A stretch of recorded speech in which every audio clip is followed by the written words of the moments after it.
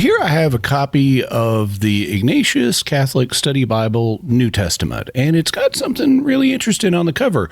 You can see these 5 circles with drawings inside of them. What are these all about? Let's get into it.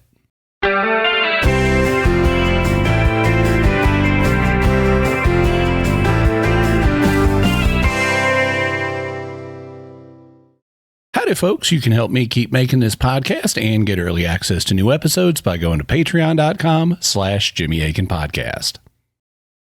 One of the things you'll note about the cover is that of the 5 circles on it, the one in the center is a lot bigger than the others.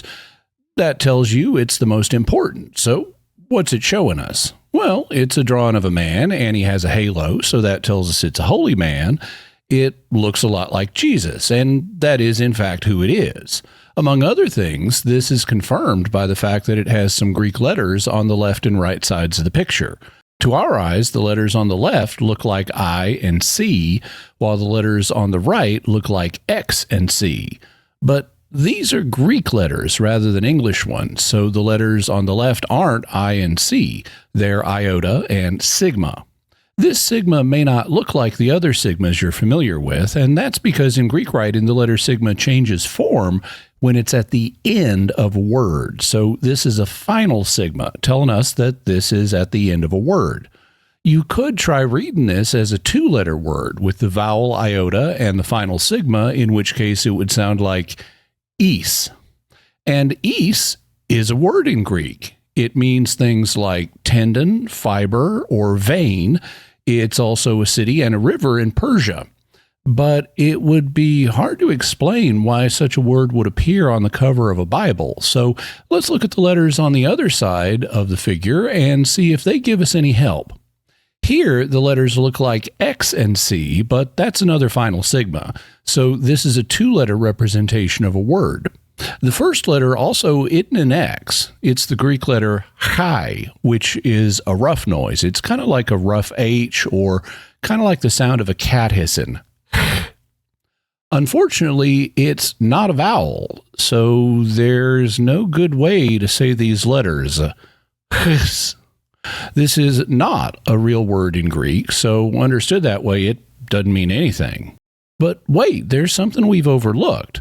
Notice that above these letters, there's a squiggly line, and there's another squiggly line above the letters on the left side. That helps us out because that tells us that the letters below them aren't full words. They're words that have been abbreviated. So the first word begins with iota and ends with sigma, while the second word begins with chi and ends with sigma. What we're seeing here is an ancient Christian writing custom that dates back to the earliest days of the church. We don't use it today, but back then there were no printing presses, and so every letter on every parchment had to be written by hand. As a result, people would abbreviate when they could, especially for common words. And as you might imagine, names for God were quite common in Christian writing, and so they were commonly abbreviated. They were what came to be known as nomina sacra, which is Latin for sacred names. But that's the plural form. A single sacred name was known as a nomen sacrum.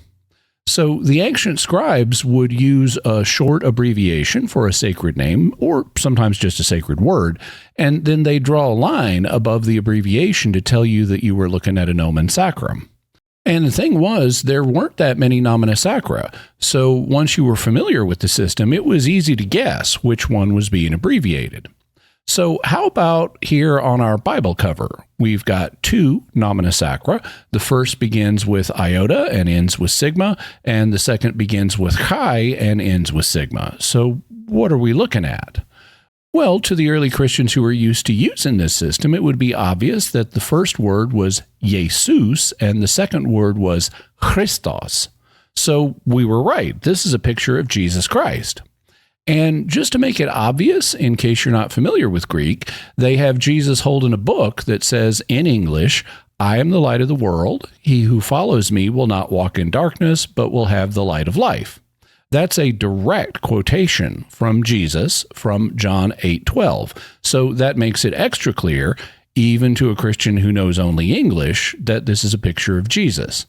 And That reminds me of a joke that linguists, or people who study the phenomenon of language, tell.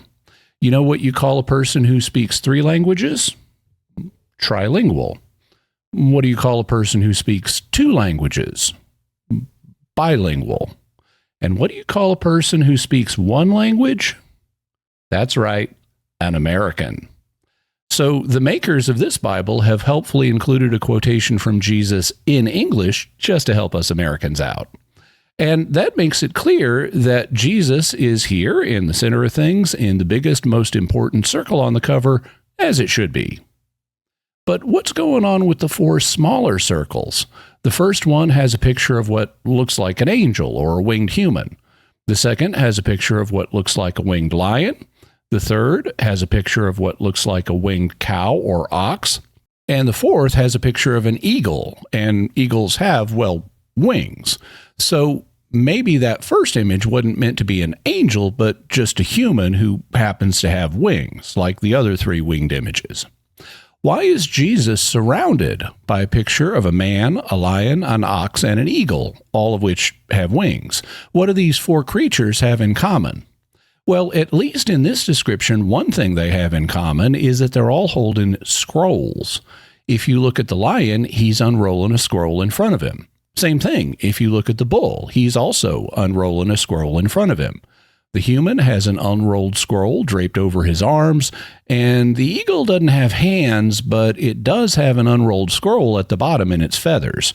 So these images, at least in this depiction, have something to do with scrolls, and that lets us figure out what they symbolize, even if we haven't seen them before.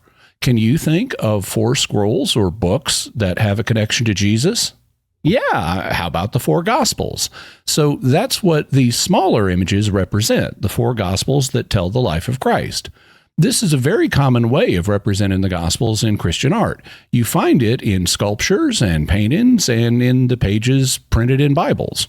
It's such a common motif that it has its own name. It's called the Tetramorph.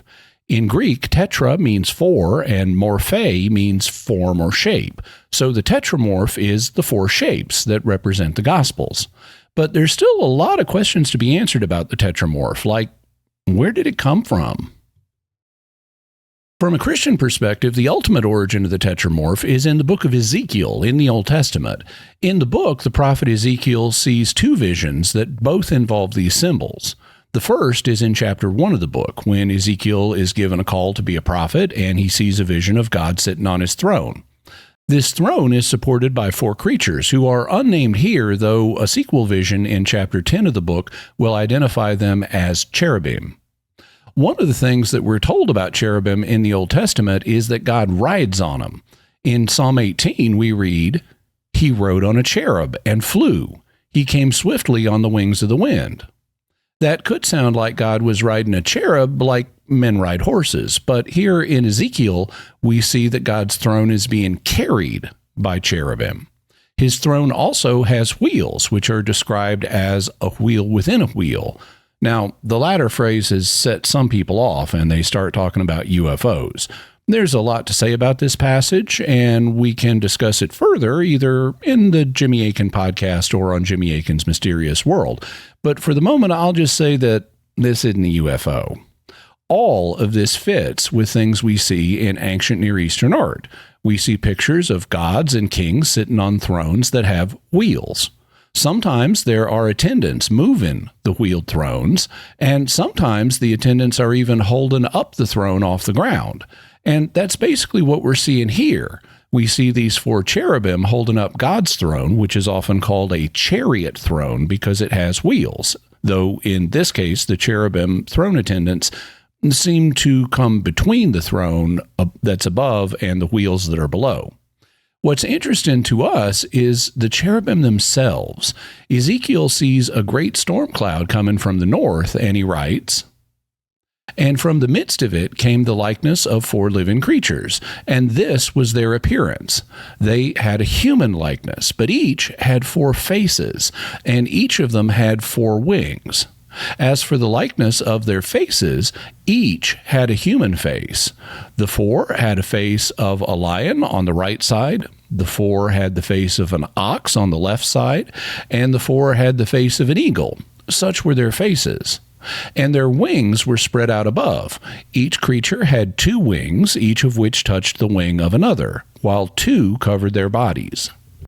Now, there are a few things to note. First, even though in Ezekiel 10 the prophet will call them cherubim, here in Ezekiel 1 he refers to them as 4 living creatures. He says that they each had 4 faces, and they also had 4 wings. He describes them by saying they each had a human face. This would be the face on their front, towards the prophet Ezekiel. They also had the face of a lion on their right side and the face of an ox on their left side. Then finally, on the back, facing away from the prophet Ezekiel, they had the face of an eagle. When it comes to their wings, 2 of them were spread out so that they touched those of one of the other living creatures, and their other 2 wings they used to modestly cover their bodies. So that's where the 4 shapes of the Tetramorph, the man, lion, ox, and eagle, ultimately come from in Christian terms. But why these 4 shapes? Well, there's been considerable speculation on that, and we can discuss it further in a future episode. However, here's one speculation, which is that they represent the strongest or most noble creatures in a given category. Eagles are birds, and unlike many birds, eagles happen to be predators, so they can be seen as stronger than other birds, and thus as the king of the birds. Lions are wild animals, and they are also strong and predators, so even we refer to them as the king of the beasts. Oxen aren't predators, but they are the strongest of the domestic animals, so you could think of them as the king of the domestic animals. And we humans are the dominant life form on earth. As his image bearers, God put us in charge, so we're the king of everything on earth. You can thus see the 4 shapes of the Tetramorph as representing the strongest and most noble creatures in each category. The king of the birds, the king of the wild land animals, the king of the domestic land animals, and the king of them all in the form of man. At least, that's one possibility for why these 4 shapes were chosen. But there's more to know about the Tetramorph, and to understand it, we need to take a detour to the book of Isaiah. There, in Isaiah 6, Isaiah has a parallel vision where God commissions him as a prophet, and he writes, "In the year that King Uzziah died, I saw the Lord sitting upon a throne, high and lifted up, and the train of his robe filled the temple. Above him stood the seraphim. Each had 6 wings. With 2 he covered his face, and with 2 he covered his feet, and with 2 he flew. And one called to another and said, 'Holy, holy, holy is the Lord of hosts. The whole earth is full of his glory.'" In Isaiah's vision, he says that he sees seraphim rather than cherubim. He doesn't tell us how many he saw, but he says that each of them had 6 wings. With 2, they modestly covered their faces so they wouldn't gaze on God's holiness. With 2, they modestly covered their feet, and feet is a euphemism in Hebrew for a man's private parts. And finally, with 2 wings, they flew. They also chanted the Trisagion, or Holy, Holy, Holy, which is where we get the famous prayer that we say at Mass. Isaiah doesn't mention what the bodies of the seraphim were like, but the evidence indicates that they had snake-like bodies. In fact, the term seraphim was also used for earthly snakes. Flying snakes are sometimes called Uræuses, and we see them in ancient Near Eastern artwork, such as from Egypt, where they are often depicted as guardians of sacred space. So it makes sense that Isaiah would see them guarding God's throne. Sometimes we even see depictions of seraphim or Uræuses with multiple sets of wings. We talked about this in episode 273 of Jimmy Akin's Mysterious World if you'd like to learn more. But remember what Isaiah saw in his vision, because it's about to intersect with something else. In Revelation 4, John sees a vision that combines elements from Ezekiel's vision with the cherubim and Isaiah's vision with the seraphim. John sees God's throne and writes, "And around the throne, on each side of the throne, are 4 living creatures, full of eyes in front and behind. The first living creature like a lion, the second living creature like an ox, the third living creature with the face of a man, and the 4th living creature like an eagle in flight. And the four living creatures, each of them with 6 wings, are full of eyes all around and within, and day and night they never cease to say, Holy, holy, holy is the Lord God Almighty, who was and is to come. Here, like both Ezekiel and Isaiah, John sees throne attendants for God. Like in Ezekiel 1, John calls them 4 living creatures. They're also connected with the 4 shapes from Ezekiel. The first is like a lion, the second is like an ox, the third has the face of a man, and the fourth is like an eagle. John's 4 living creatures also incorporate elements from Isaiah's seraphim. Like the seraphim, they each have 6 wings, and they chant a version of the Trisagion, or Holy, Holy, Holy. So this isn't simply a representation of Ezekiel's cherubim. John's 4 living creatures represent a combination of the cherubim and the seraphim, which is characteristic of how John sometimes fuses different symbols. And it's John's 4 living creatures that really give us the Tetramorph. Remember that Ezekiel saw 4 living creatures, each of which had 4 faces, one for each of the 4 creatures. But that's not what John sees. He sees 4 living creatures, each of which has 1 face. So this is the more immediate source from which we get the Tetramorph. But how did the Tetramorph get connected with the 4 Gospels? The first person to connect the 4 shapes to the 4 Gospels may have been the early church father Irenaeus, who lived in the 2nd century. It may have been someone even earlier, but Irenaeus is the first person we have a record of connecting them. Around AD 180, he wrote his 5-volume work titled Against Heresies, and in it he wrote about the 4 Gospels and said, "It is not possible that there be more Gospels in number than these, or fewer. By way of illustration, since there are 4 zones in the world in which we live and 4 cardinal winds, and since the church is spread over the whole earth, and since the pillar and bulwark of the church is the gospel and the spirit of life, consequently she has 4 pillars, blown imperishably from all sides and given life to men. From these things it is manifest that the Word, who is artificer of all things, and is enthroned upon the cherubim, and holds together all things, and who was manifest to men, gave us the 4-fold gospel, which is held together by the one Spirit. Just as David, when petitioning his, Christ's, coming, said, You who are enthroned upon the cherubim, shine forth. For the cherubim too had 4 faces, and their faces are images of the dispensation of the Son of God. For the first one, he says, was like a lion, symbolizing his powerful sovereignty and kingly nature. The second was like a calf, symbolizing his ministerial and priestly rank. The third animal had a face like a man, which manifestly describes his coming as man. The fourth is like a flying eagle, manifesting the gift of the Spirit hovering over the church. So Irenaeus definitely connects the 4 Gospels with the lion, ox, man, and eagle shapes seen by Ezekiel and John. But how does Irenaeus connect them specifically? Here, you may be in for something of a surprise. Irenaeus continues, Now the Gospels harmonize with these creatures on which Jesus Christ is enthroned. For the Gospel according to John narrates the generation which is from the Father, sovereign, powerful, and glorious. It runs thus. In the beginning was the Word, and the Word was with God, and the Word was God. And all things were made through him, and without him was not anything made. On this account, this Gospel is full of confidence, for such is its characteristic. Now here, Irenaeus isn't explicit about which creature he associates with John's gospel, but he says that this gospel is full of confidence, and the one of the 4 creatures that we most associate with courage and confidence is the lion.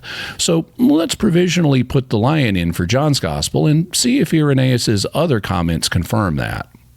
Irenaeus continues, The Gospel according to Luke, since it has a priestly character, begins with Zacharias the priest, as he was offering incense to God. For the fatted calf, which would be slaughtered when the younger son would be found, was already being prepared. That's a reference to the parable of the prodigal son in Luke 15, where, when the prodigal son returns home, the father in the parable slaughters the fatted calf to celebrate. Cows or oxen were also used in priestly sacrifices in Israel, and Irenaeus says that Luke's gospel has a priestly character, so he's assigning the ox shape to Luke. Now he says, Matthew narrates his generation inasmuch as he is man. The book, he writes, of the generation of Jesus Christ, the son of David, the son of Abraham. And again, the birth of Christ took place in this way. This gospel then belongs to the human form, and so throughout the gospel, the humble and meek man is retained. So Irenaeus assigns the shape of the man to Matthew's gospel. And finally, he says, Mark began with the prophetical spirit which came down to men from on high. The beginning, he says, of the gospel, as it is written in Isaiah the prophet, pointing out the winged image, that is, the eagle, of the gospel. For this reason, he made a compendious and cursory announcement of the gospel, for it has a prophetic character. So Irenaeus assigns the shape of the eagle to Mark's gospel, and the other three identifications confirm that Irenaeus' identity for the fourth gospel was a lion. But wait a minute, you may say, that's not how I learned the symbols. What's going on here? First, let's take a step back and make sure we're understanding the images of the Tetramorph in their original context.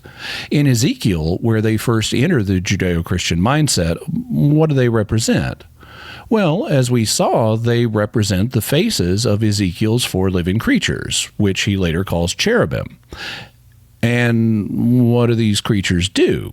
Well, they carry God's throne. They're throne attendants.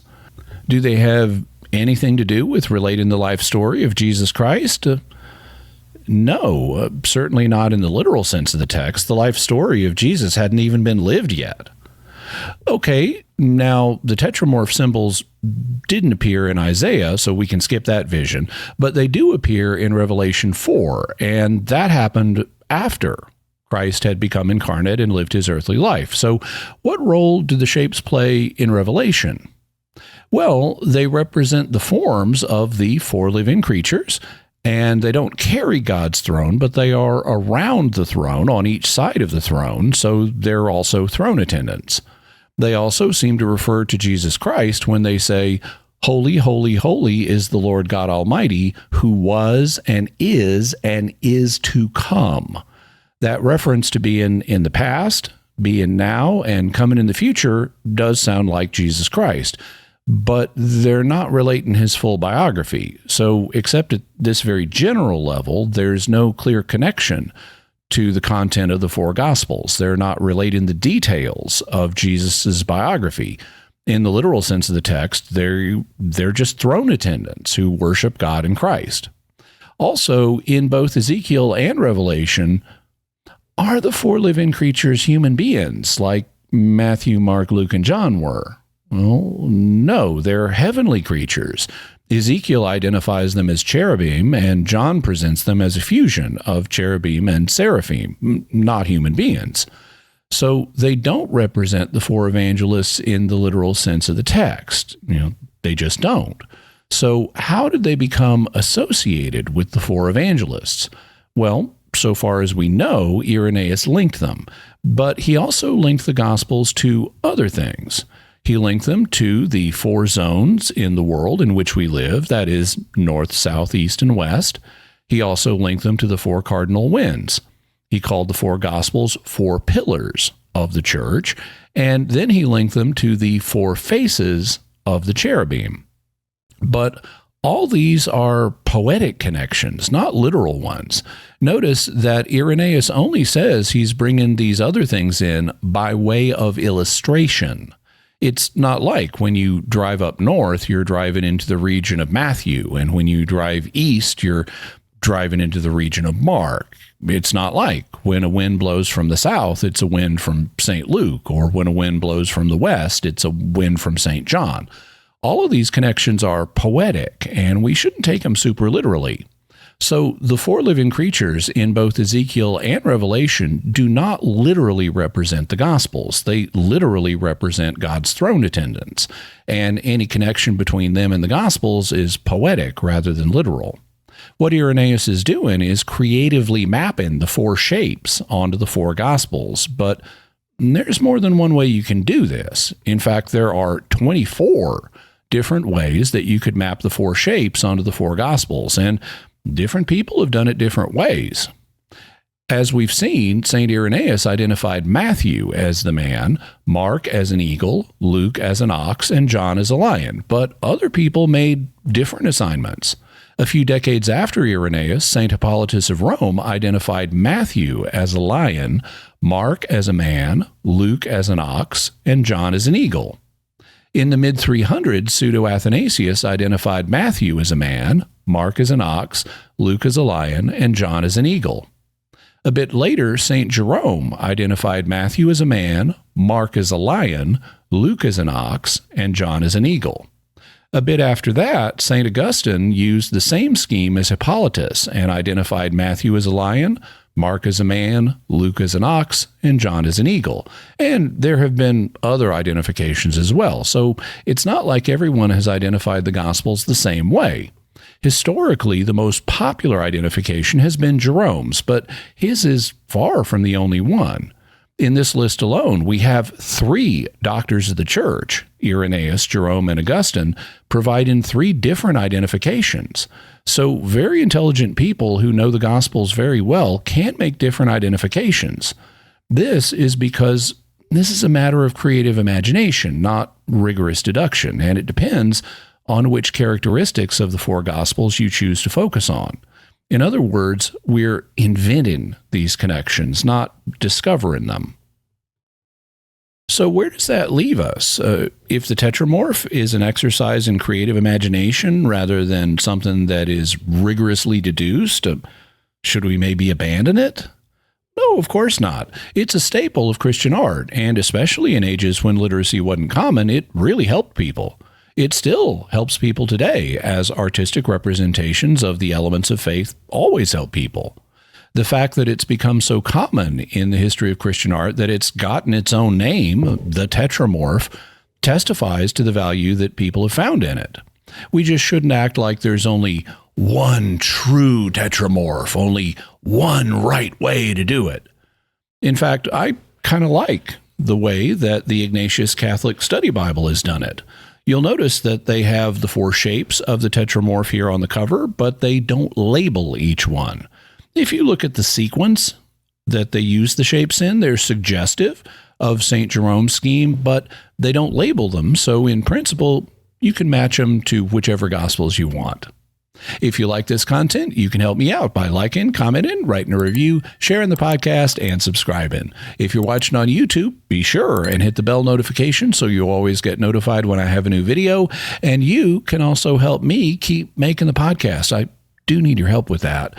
And you can get early access to new episodes by going to patreon.com/Jimmy Akin Podcast. Thank you. I'll see you next time, and God bless you always.